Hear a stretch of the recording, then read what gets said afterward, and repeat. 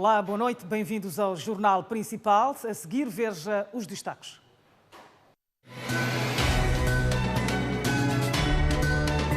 Ossufo Momad questiona o papel dos serviços de informação e segurança do Estado no combate à insurgência em Cabo Delgado. Bispo de Pemba acusado de ser o logístico dos insurgentes em Cabo Delgado. O ataque foi feito por um grupo de pessoas nas redes sociais. Falta de iluminação pública facilita a vida dos criminosos na cidade da Beira. Vamos atualizar as notícias. O bispo de Pemba, Luís Fernando Lisboa, é acusado de fornecer mantimentos aos insurgentes em Cabo Delgado por um grupo de pessoas nas redes sociais. O grupo sugere que o bispo seja expulso de Moçambique e que o Vaticano tome medidas em relação ao Luís Fernando Lisboa. O bispo de Pemba, Luís Fernando Lisboa, é acusado por figuras públicas defensoras do regime do dia de ser fornecedor de mantimentos aos insurgentes que aterrorizam Cabo Delgado. O conhecido historiador Egídio Vaz e o presidente da Comissão de Ética Pública no Parlamento, Gustavo Mavi, fazem parte das figuras que atacaram o bispo de Pemba e chegaram a sugerir que o mesmo fosse expulso do país. Entretanto, para o jornalista Fernando Lima, o visado está a ser atacado por criticar fortemente a forma como a situação de Cabo Delgado é tratada pelas autoridades. Um atentado e claro que é muito oportunista, porque tentar colar um bispo católico e fazer dele um simpatizante da violência que tem, em última análise, uma inspiração diferente em termos confessionais, é puro oportunismo. Ou seja, as pessoas que atacaram o bispo não têm quaisquer nem simpatias pelo catolicismo nem pelo islamismo.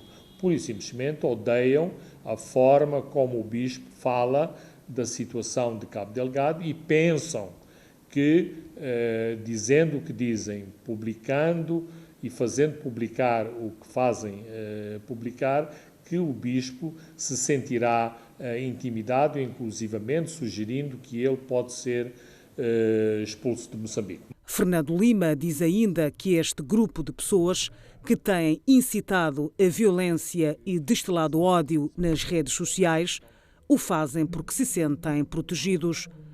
Aqui é preciso ver um pormenor extremamente importante.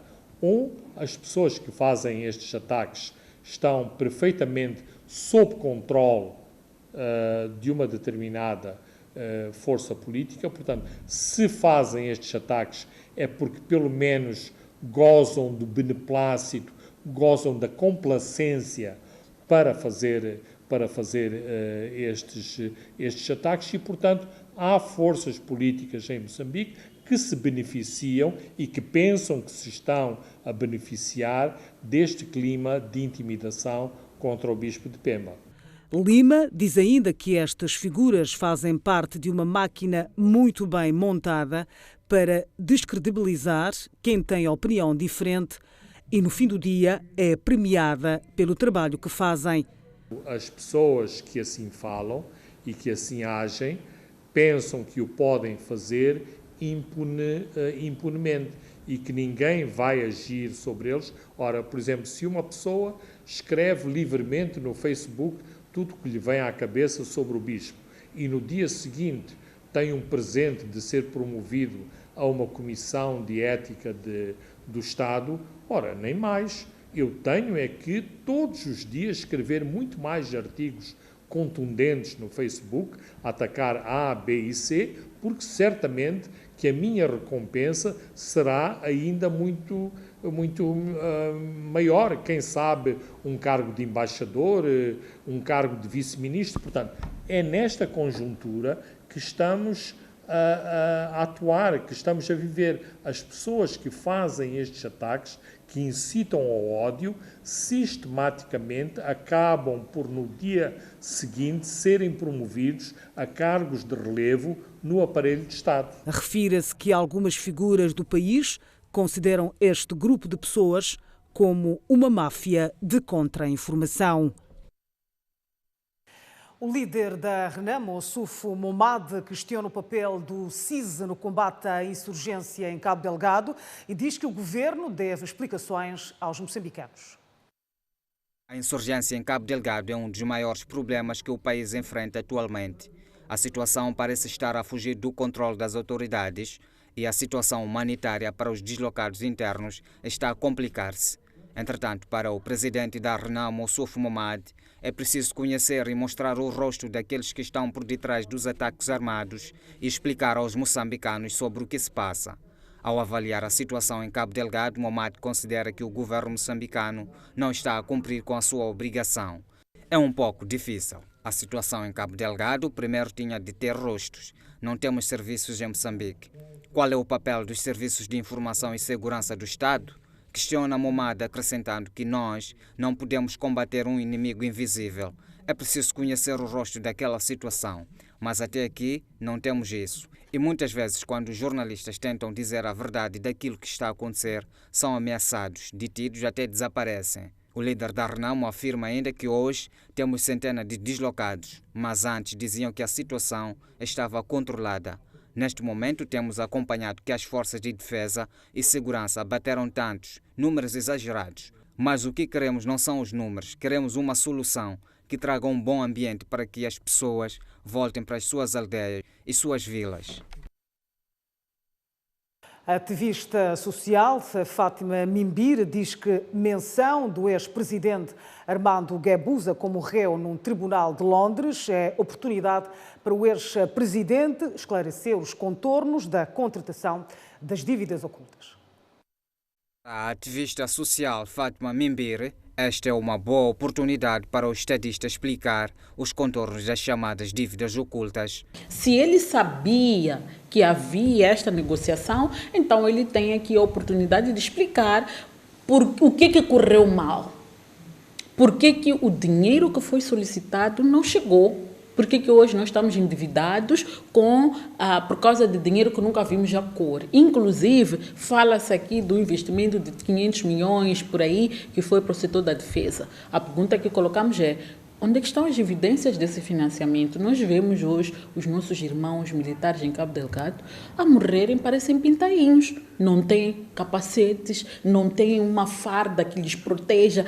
Quer dizer, se há uma bala, vai atacar direto às partes vitais, mas não podemos. Então, tem que nos mostrar, provar, com A mais B, esse equipamento está onde? Por que os nossos militares estão a morrer em Cabo Delgado?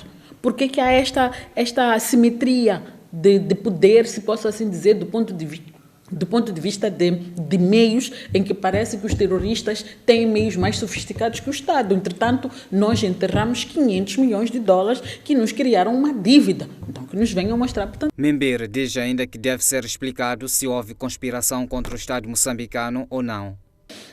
Para nós podermos perceber se houve, de facto, conspiração contra o Estado ou não. Porque se ele é Presidente da República, é comandante em chefe das Forças de Defesa e Segurança, estão a ser negociados financiamentos para o setor da defesa e segurança e ele, comandante em chefe, não sabe.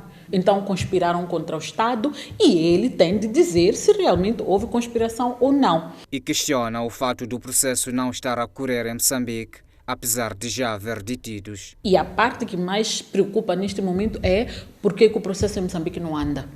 Quais são os elementos do processo em Moçambique que estão em falta para garantir que este processo vá ao tribunal como deve ser?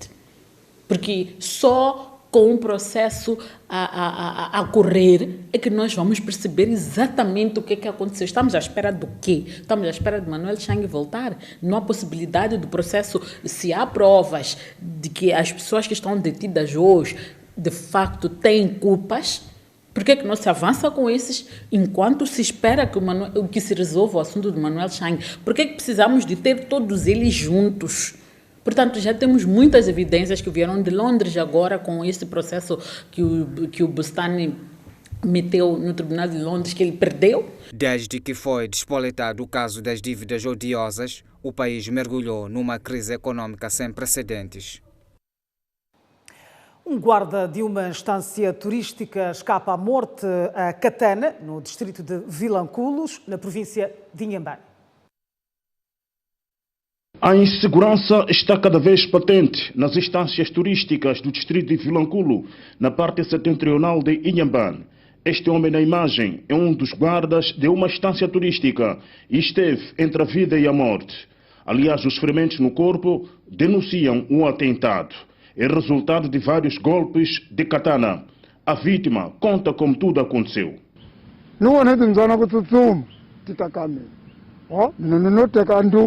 Ni bangi na kuona leswi swi tsutsumisaka timbyana loko se na fika leniya ni vona munhu wo chati a ya tumbela ku nga ku hi laha ku nga na vamama lawa ni ka xihlahlanyana ni vusiku se ku vona ka mina ni fikile ni chiyangula ni ku ni wo hlikama na jika laha a ni si ciwo tsokota chiya ni ku hi wena mani ka wora le basi kwala ni nga vona kona o kendzeni ku ata ka mina okay o fika ni ku veka banga mina nani nduku ndivika hi nduku mina ni nayo laha zanga na hala ku tisa ku swi tshamisi ku yini veka mina veka mina ni veka mina ni veka kalala ku se ya fika la ndi ritemuka ku ni wana ni ka ni mahazi zinga tsansa zokota se nyiti se ilaha ku nga ko se leswa anga suka a tsutsuma ni bilinyanda laha ni va makwerhu va tata va ta ni lwela ku kumeka leswaku ku hava hi mina na yena hi nga yoku dhu. O protagonista do atentado contra a vida deste guarda é este homem na imagem, ora detido no comando distrital da PRM de Vilanculo. Trata-se de um antigo segurança privada que pretendia subtrair bens na estância turística. É um crime, confesso. O meu objetivo era de furtar o próprio televisor, mas não consegui furtar o televisor. Tive uma fuga que naquilo que aconteceu eu tive que fugir, porque ele depois alertou os comparsas, colegas das outras os colegas, né? E eu tive que tentar fugir e desapareci. Para onde? O objetivo era de chegar ao posto médico. Mas quando raciocinei não deu para estar no posto médico daqui de Vilanculo, tive que andar mais quilómetros. Para tentar ludibriar as investigações do crime, o indiciado teria comprado um certidão de óbito e mandou a esposa exibir às autoridades policiais. Ou seja, por algum tempo, o gatuno fez-se passar de um morto. Como é que conseguiu o atestado de óbito? Como é que conseguiu mesmo? O atestado de óbito foi um indivíduo que eu não conheço. A pessoa, não vou mentir, não conheço a pessoa, um suposto ex-colega da escola, de carteira. Quando eu lhe contei a história real, ele aqui me dá o número de alguém e que essa pessoa, eu liguei para a pessoa, nos encontramos naquele encontro, então pediu o que pediu, que são os valores monetários. Quanto é que fala aí? Pediu 2.500.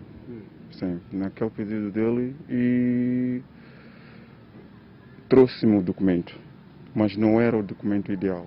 O Serviço Nacional de Investigação Criminal tinha-se a aplicar ao fundo para neutralizá-lo. Foram 24 dias de intenso trabalho e foi possível capturá-lo no distrito de Massinga. Atualmente o Cernic trabalha igualmente para deter outros implicados na emissão do certidão de óbito. Diligências foram realizadas pelo Cernic para a sua captura. O fato inédito é que, envolvido algum tempo, a sua esposa apresentou uma certidão de óbito que nos despertou a atenção. Diligências também decorrem para apurar a veracidade e a proveniência desta certidão. E achamos nós que haja alguns funcionários que estejam envolvidos na elaboração dessa certidão. O indiciado poderá ser julgado por crime de ofensas corporais, cuja moldura penal parte de 2 a 8 anos de prisão. A mulher também está no radar do Serviço Nacional de Investigação Criminal por ser cúmplice no certidão de óbito. Munícipes da cidade da Beira queixam-se do aumento de assaltos devido à falta de iluminação pública. Grosso número das artérias da cidade da Beira estão às escuras. O facto favorece a incursão dos malfeitores As noites têm sido muito complicadas sem iluminação nos bairros, porque os amigos do alheio fazem aproveitamento. Conforme como estão a ver a zona, aqui não é iluminação. Para entrar aqui, primeiro a hora das 21h20 é um caso muito sério. Esta munícipe, entrevistada por volta das 21 horas deste sábado na cidade da Beira, enfrentou o perigo da noite. Nesta zona já sofri, quando eu saía da Baixa, eram lá para as 21 horas, já sofri um assalto, até me picaram aqui essa parte. Queriam um telefone. O relato de pânico é também partilhado por esta outra munícipe, que fala de uma vizinha que escapou nas mãos dos malfeitores. Uma senhora foi agredida às 20 horas, ia comprar dragão. Deixou a mãe a cozinhar e foi mandado ir comprar dragão. Ao regresso, encontrou com 2 gajos. Outro estava a tentar fazer que está a ligar para alguém, mas enquanto não estava a ligar para alguém, só era atrapalhar. Enquanto já os outros estavam em posição nos flores. Quando aquela dona estava a passar, saiu um, pegou assim. Quando pegou, ela nem gritar, não conseguiu gritar, mas fez esforço, levaram o telefone. Os transportadores também vivem um ambiente de medo devido a esta situação. É uma situação que nos preocupa muito, né? É questão de antemão nós tínhamos iluminação, mas depois daquela situação de Idaima até agora estamos a passar mal. Não só a marginalidade também, e sim cresce na via pública. Está tudo escuro aqui, né? Nem também os postos daqui abaixo, direção a perto da Munhava até Nhamisa, está tudo escuro. É muito arriscado estar assim. A falta de patrulhamento policial é outro fator que favorece a atuação dos malfeitores. Se houvesse um patrulhamento e em algumas ruas tivesse iluminação, talvez isso ajudaria a afugentar também o medo, né? Porque nas escuras, mesmo que alguém grita numa noite, é difícil ter coragem de sair, porque está escuro. E você não sabe o que pode interceptar com ele naquela hora que você está a dar socorro a uma outra pessoa. Acompanhe esta e outras matérias no programa Roadblock desta segunda-feira, às 21h30.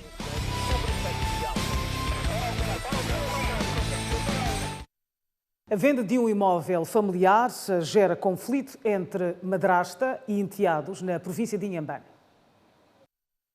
O caso aconteceu no bairro de Mutawanya, na zona de Nampula, na cidade de Nampula, onde uma senhora está a ser acusada de vender uma casa onde residia com seu marido ainda em vida. Envolvidos há alguns anos, os filhos foram surpreendidos com a informação que a madrasta vendeu esta casa na imagem, sem nenhuma explicação. Segundo os denunciantes, mostram-se preocupados com a venda ilegal do imóvel e exigem a devolução. Sim, é que a nossa madrasta vendeu a casa sem nosso consentimento. Sim, ela tinha dito por 75, mas para nós ela disse 65, sim. Na conversa que tiveram ontem, o que ela falou?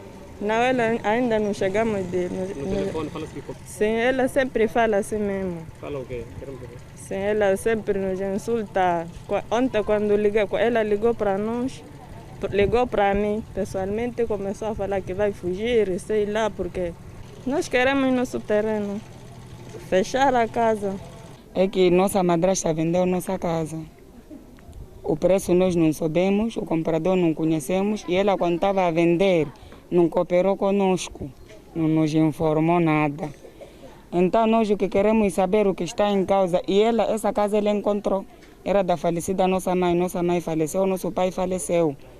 Ela vendeu a casa, dividiu como ela dona achou melhor, quanto não soubemos. E como não soubemos, só que nós pedíamos a ela para conversar com ela, para poder vender a casa, mas ela sozinha, por sua vez, vendeu sem nos informar nada. E diante disso, o que vocês querem? Queremos nosso espaço, queremos nossa casa. Apesar de nós estarmos nas nossas casas, esse é nosso direito. Temos uma outra menor que está conosco, que ela precisa. A venda desta casa foi testemunhada por 5 secretários desta zona residencial. Os mesmos confirmam a venda. Assunto de casa, como é que está a andar? Como é que andou? Assunto de casa, a dona de casa apareceu cá. Vem nos encontrar. Eu com meu colega Mpamo, Augusto Mpamo. Ela dizer que arranjou o cliente para comprar, a venda da casa dele. O cliente apareceu com 65 milhões. Nos 65 milhões, essa cliente pagou 60 milhões, faltando 5 milhões a pagar. E pronto, saímos. Fizeram declaração, foi entregue à pessoa que comprou a casa. O caso já foi reportado às autoridades judiciárias da cidade de Nampula, mas a tal madrasta está foragida e com o celular desligado. Da cidade de Nampula, para a TV Sucesso, Leonardo Jimon. 20 mil pessoas passam a beneficiar de água potável da rede pública em Kisiku, na província de Inhambane. Com 7 anos de municipalização, a vila de Kisiku caminha a passos bem largos para atingir 100% em taxa de cobertura no abastecimento de água potável. Atualmente, a cobertura do precioso líquido ronda os 77%. A edilidade local está a apostar em pequenos sistemas que, na sua maioria, funcionam com base de painéis solares. Trata-se de infraestruturas que estão a responder com os anseios dos habitantes nos bairros suburbanos. A partir de agora, estamos muito contentes. Essa bairro aqui, desde bairro Mui, Jacutó, estamos a sofrer agora. A partir do mês passado, temos água, estamos a acordar para Machamba, depois de Machamba, estamos aqui a tirar a água. É muito longe, não conseguimos ir lá, mas agora que a água está perto, estamos a carregar todos os dias, sempre.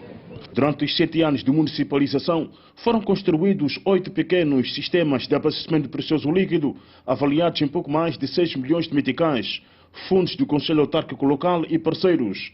Na componente de água na Vila Municipal de Kisiku, o desafio ainda é maior. O desafio continua realmente porque nós queremos fazer cobertura em 100%. Acreditamos que neste mandato podemos ir até os 90% de cobertura, porque ainda temos mais uns 2, 3 anos para fazermos as nossas atividades e sempre, cada ano, temos que incrementar o abastecimento de água. Esse que é o grande desafio. Os nossos bairros são extensos e há uma distância maior de habitantes. E se formos a ver, temos cerca de 103 habitantes por quilômetro quadrado. Então, esses desafios da distância das residências nos impõem a dizer que todos os bairros ainda temos que voltar a fazer cobertura. É verdade, estamos a pegar os pontos mais críticos. Veja que daqui onde nós estamos, a população estava a tirar água na vila. Então, fizemos aquele sistema que está lá na estrada, mas mesmo assim, daqui para fazer até o ponto onde termina este bairro, ainda tem mais de uns 7 quilômetros. E não só nós estamos a servir só os munícipes, para toda a população. Há outros que vivem fora da área municipal, mas também que precisam deste precioso líquido. Então, para dizer que todos os bairros ainda precisamos voltar a reforçar, mas estamos agora a pegar os sítios mais críticos, em termos de distância. A Vila Municipal de Kisiku conta com 11 bairros e mais de metade já tem acesso ao precioso líquido. Kisiku é habitado por 24 mil pessoas, segundo a última atualização da população e habitação do Instituto Nacional de Estatísticas.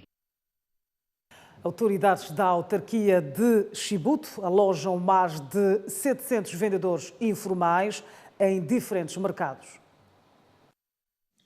A recente retirada do grupo de vendedores informais das ruas da autarquia de Chibuto visa reorganizar os mercados e fazer valer a postura municipal, bem como permitir distanciamento social, conforme ilustra Carlos Ofício, vereador das atividades econômicas. Estamos a reorganizar os mercados. Tínhamos já 2 mercados construídos novos, que é o mercado do Chimundo e o mercado do Nhocano. Infelizmente, na altura, esses mercados não tinham nenhum movimento, eram muitos adormecidos e todos os vendedores estavam no mercado central. O mercado central era o centro da cidade. A nossa cidade toda ela circunscrevia-se no mercado central.